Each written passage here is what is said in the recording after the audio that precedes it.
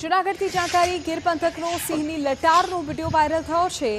કોઝવેમાં પાણી આવતા સિંહ પણ થંભી ગયો। આપ જુઓ આ દ્રશ્યો, પાણીનો પ્રવાહ વધતો જોવા મળ્યો અને સિંહ રસ્તાની આગળ ન વધ્યો। આપ જુઓ, આમ તો ડાલા મથ્થાથી સૌ કોઈ ડરે, પરંતુ અત્યારે કુદરતનું જે સ્વરૂપ સામે આવ્યું છે, પાણીનો પ્રચંડ પ્રવાહ કોઝવે પરથી વહી રહ્યો છે અને ત્યાં સાવજ પણ બે ઘડી થંભી ગયો છે।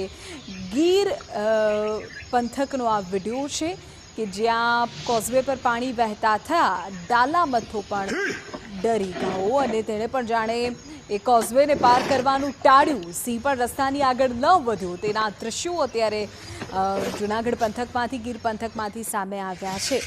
આમ તો ગીર પંથકમાં સિંહના અવારનવાર વિડીયો ત્યાંથી સામે આવતા હોય છે, પરંતુ આ પ્રકારનો આ વિડીયો કદાચ પહેલી વખત સામે આવ્યો છે કે જ્યાં એક તરફ પ્રકૃતિનું આ પ્રચંડ પાણીનો પ્રવાહ છે ને તેની વચ્ચે સિંહ પણ થંભી જાય છે।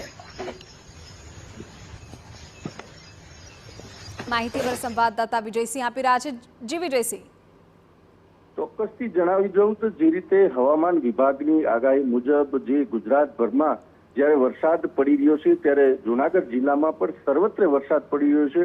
ગીર પંથકમાં જે વધુ વરસાદ પડતા જે સિંહનો જે વિડીયો જે સોશિયલ મીડિયામાં જે વાયરલ થયો છે તેના ઉપરથી પણ ખરેખર લોકોએ પણ શીખ લેવી ખૂબ જરૂરી છે કે જે રીતે કોઝવે ઉપર જ્યારે પૂર જેવી સ્થિતિ પાણી જે પસાર થાય છે ત્યાં પણ સિંહ ઊભો રહી જાય છે, સિંહ ત્યાંથી પરત ફરે છે, પાણીમાં જવાનું પણ સિંહ ટાળે છે। ત્યારે સામાન્ય રીતે લોકો જ્યારે પૂરની સ્થિતિ હોય છે, કોઝવે ઉપરથી પસાર થતા હોય છે, ત્યારે અકસ્માતનો પણ ભોગ બનતા હોય છે।